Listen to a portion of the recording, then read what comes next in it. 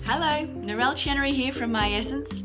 Welcome to everything you ever wanted to know about sunscreens, UV, SPF, aging, and skin cancer. We know a few things about ultraviolet radiation. We know it causes skin cancers, sunburn, it suppresses the immune system, and it causes skin aging. In fact, scientists believe that 90% of perceived skin aging is caused by UV damage. UVA rays constitute 90 to 95% of the ultraviolet light reaching the Earth. They have a relatively long wavelength, between 320 and 400 nanometers, so they are low energy but deeply penetrating into the skin. UVA rays suppress the immune system and cause skin aging. A for aging. UVB rays are shorter wavelength. They're 290 to 320 nanometers, so they're higher energy but less penetrating into the skin and are the primary cause of sunburn. So that's UVB burn. UVB is strongest at the equator and during summer months. In contrast, UVA is constant throughout the year and even penetrates glass, so we get exposed to UVA, aging radiation, at work, at home, and even in the car.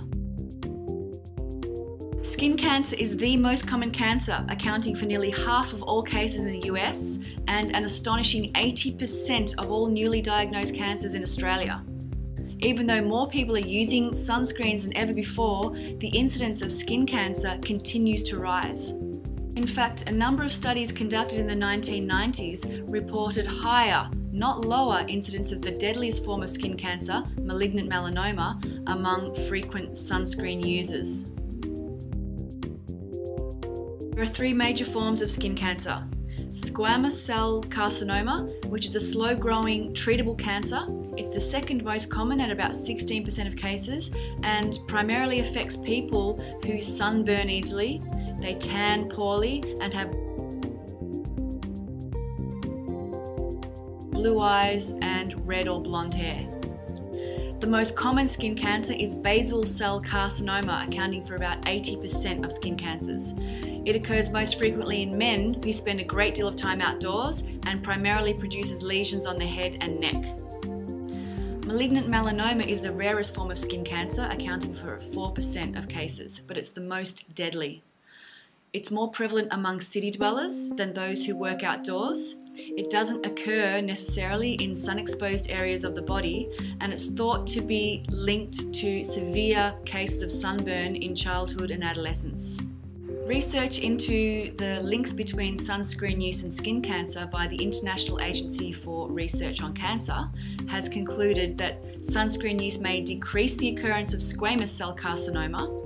Sunscreen use has no demonstrated influence on basal cell carcinoma, and sunscreen use may increase the risk of malignant melanoma. In 1991, Professor Johan Moen of the Norwegian Cancer Institute made an astounding discovery. He found that the yearly incidence of melanoma in Norway had increased by 350% for men and 440% for women during the period of 1957 to 1984. He determined that there had been no change in the ozone layer over this period of time, so he concluded in his report in the British Journal of Cancer by stating, "Ozone depletion is not the cause of increase in skin cancers." So if the ozone layer has not changed significantly except at the poles, then what is causing this enormous increase in skin cancers? The Australian experience provides the first clue. The rise in melanoma has been exceptionally high in Queensland, where the medical establishment has long and vigorously promoted the use of sunscreens. Queensland now has more incidences of melanoma per capita than any other place in the world. Worldwide, the greatest rise in melanoma has been experienced in countries where chemical sunscreens have been heavily promoted. Doctors Cedric and Frank Garland of the University of California are the foremost opponents of the use of chemical sunscreens. The Garland brothers strongly believe that the increased use of chemical sunscreens is the primary cause of the skin cancer epidemic. They emphasise that people using sunscreens tend to stay longer in the sun because they don't get burnt, therefore developing a false sense of security. Sunscreens are designed to protect against sunburn, that's UVB radiation, and generally provide little to no protection of UVA, which is the most damaging. Sunscreens come in two forms, chemical and physical. The chemical sunscreens absorb UVB radiation, burning. The physical sunscreens reflect UVB and UVA rays. The concept of SPF is actually quite misleading. It's really important to understand that SPF only measures UVB protection, burning. It does not measure UVA at all. And doubling an SPF does not give you double the protection. For example, an SPF 15 blocks out or absorbs 94% of UVB rays, whereas an SPF of 30 absorbs 97% of UVB rays. If your sunscreen doesn't contain a UVA protector, you'll be exposing yourself to the most damaging UVA aging radiation without even getting burnt. So knowing which ingredients protect against UVA damage is the key to achieving optimal protection. The latest research has begun to discover some serious problems with the chemicals used in sunscreens. Most chemical sunscreens contain benzophenone or its derivatives, oxybenzone. Benzophenone is one of the most powerful free radical generators known to man. Benzophenone is activated by ultraviolet light, sun. To my way of thinking, incorporating one of the most powerful free radical generators known to man into a sunscreen, and free radical damage is known to cause skin aging and cancer, may not be the smartest idea. But zinc oxide is the closest thing to a total sunblock on the market today. It uniformly covers between 290 to 380 nanometers, therefore protecting against UVB and UVA radiation. No other sunscreen ingredient provides broader protection. And unlike many chemical sunscreens, zinc oxide is never irritating. In fact, it's categorized by the US FDA, Food and Drug Administration, as a Category 1 skin protectant, meaning that it's safe for compromised or environmentally challenged skin.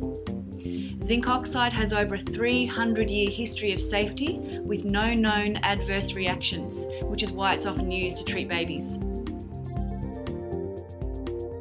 Many people believe that zinc oxide and titanium dioxide provide equally good sun protection, but this is not true.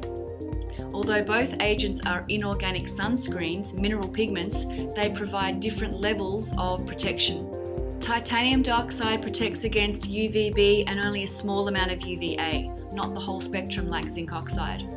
The other issue with titanium dioxide is that it's unstable in the presence of UV light and degrades to form free radicals.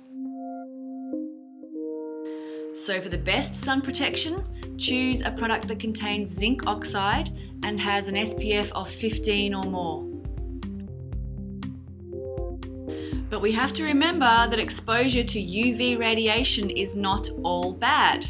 Most of the body's vitamin D supply, in fact 75% of it, is generated by the skin's exposure to UVB rays. So it's really important to expose ourselves to UVB early morning and late afternoon to get that vitamin D supply.